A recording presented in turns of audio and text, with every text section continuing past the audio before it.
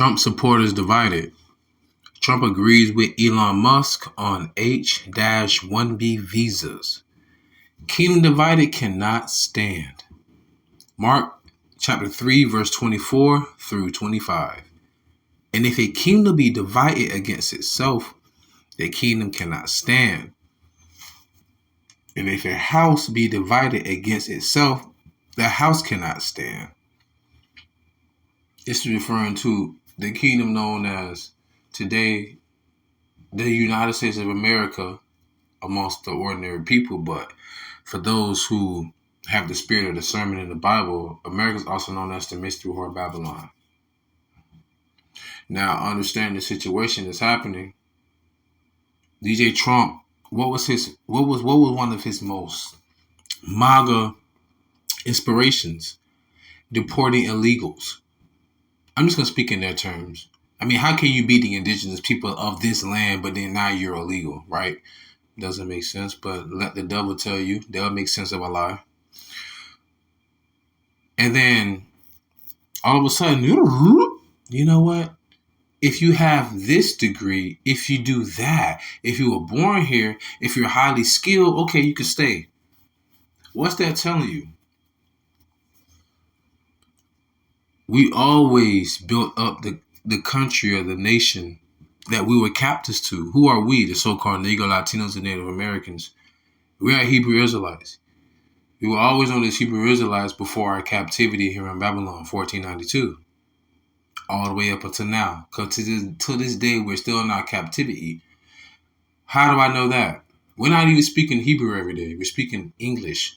We're speaking French. We're speaking Spanish. Or any other language on the earth. Because we've been scattered to the four corners of the earth. But let's get to the point of the matter. America's falling. And before I proceed, I want to give all the honor, glory, and praises to the Most High Yahawah, His only begotten Son, YAHAWASHI, and the word ignorantly called Jesus. Double honors to my elders at Great MILESTONE, taught me the truth of the Spirit. Single honor to the elect. Peace and blessings to the 1/3, and to the confusion that faces in the four corners of the earth. Shalom. This article is from Fortune. I'm not paying them for it. But the point of the matter is, it says Trump backs immigration visas for skilled workers after MAGA followers turn on Elon Musk over H-1Bs. I mean, America is spiritually Sodom in Egypt. Read Revelation 11 chapter. The 8th verse. So with that being said, being here in America, we're spiritually in Egypt and in Sodom. Why did I bring up Egypt? Because what happened in Egypt when the nation of Israel started to multiply? The first Pharaoh that knew Israel and his 72 souls when he came into Egypt began to multiply drastically. Remember, the Lord said, be fruitful and multiply. The Lord said, we shall be numbered as the sands of the sea and the stars of heaven. So they started to put us through rigorous work and began to oppress us. But what it said in that movie, Baby Kids, what your boy said? He said, we don't die, we multiply. So the more you oppress us, the more we begin to multiply. You thinking constantly oppressing us would continue to compress us, but it didn't. Now, the fact of the matter, me bringing all that up, it goes to show you though just who we are as the Lord's people. Now, understand, Salakia. So that you understand, America is what it is because of slavery, hardcore labor. Egypt back during the 19th dynasty, 18th dynasty, forgive me, right? Egypt was what it was because of Israel. You have to read the secular history of Joseph. How do you think he know when the flood would come in through the Nile? How did he know when to cultivate the land? All this is secular history. Joseph mathematics has helped improve Egypt during that time and that day. And what happened to Egypt after we fled from Egypt, right? Through what they call the Red Sea today, right? Egypt has not been the same since. But then again, what happened during the, what, I think like 168 AD? We can really go back to 323 BC when Alexander the Greek, or Alexander the Great, or I like to say Alexander the Creep, ruled the known world. Ptolemy ruled over Egypt. That was like really the last time Egypt was really like resurrected to some extent. And what was even sadder about that resurrection, it wasn't even resurrected by his own individuals. It was resurrected by another heathen nation that infiltrated them. Right? I was going to go into a whole bunch. No, forgive me. I was going to go into the history and everything. But the point of the matter is that America is spiritually Sodom in Egypt. Right? Now, the reason why I'm bringing this up because so many Americans voted for Trump for whatever reason. It could be tax. It could be for taxes. It could be for immigration.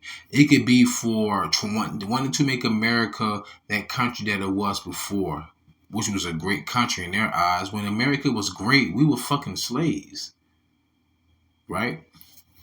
But now they're saying, well, we want to keep some of these people here. This is a division amongst them. Let them all get in bicker.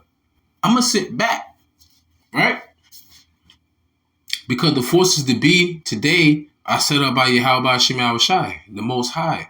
The Lord said, He ruleth in the kingdom of men. So whoever is your dictator, your prime minister, your king, your emperor, whoever you want to call him, your pharaoh, the Lord set them up. Why do you think when Moses said, let my people go, Pharaoh didn't? Moses, through the Spirit of the Lord, just continued to bombard and blitzkrieging with all kind of judgment. And he just refused to let us go. Why? Because in the book of Romans, the 9th chapter, the Lord said he hardened Pharaoh's heart, which is your mind, made him hard-headed, so that he can show his power, the Lord's power. Like, I can control kings. Remember what the Lord did to Nebuchadnezzar? Had him in the field for over, what, was it a year, if I'm not mistaken? Forgive me. I know it's in the book of Daniel. And he was out there braying like a donkey. Hairs growing wild. Nails growing wild. And then after the Lord brought him back to his senses, he praised Yahweh.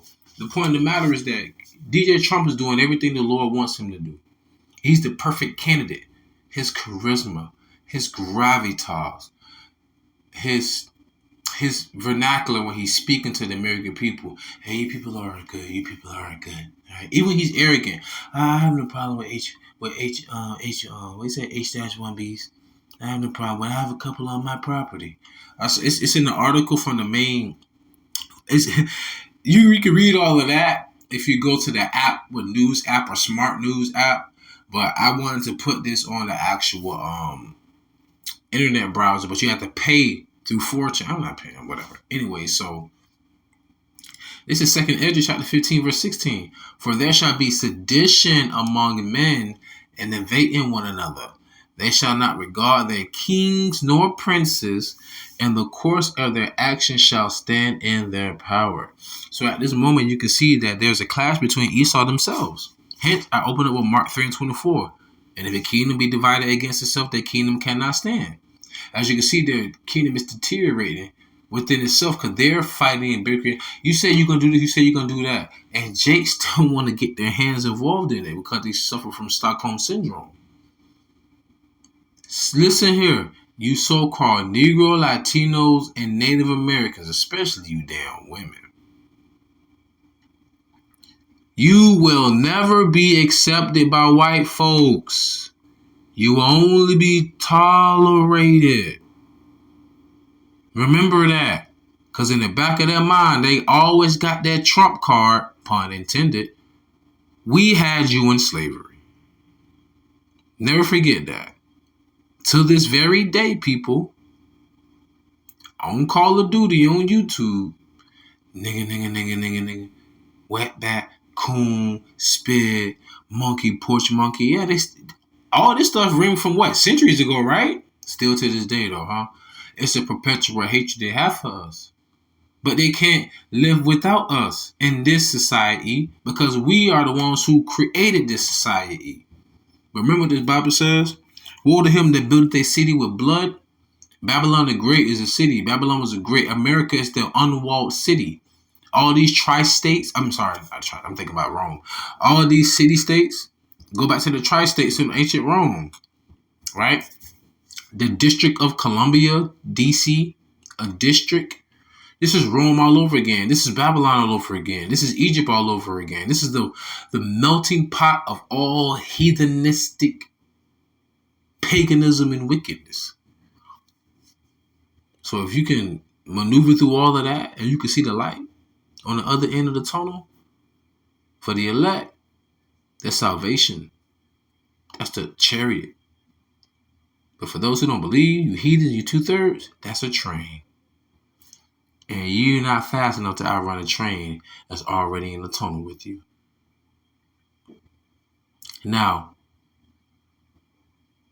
with that being said, I truly pray that y'all was edifying, fed, stay in the spirit, don't fear it, just endure it.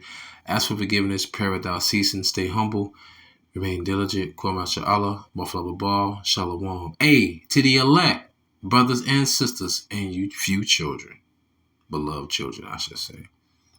Sit back and relax. Let them devour one another.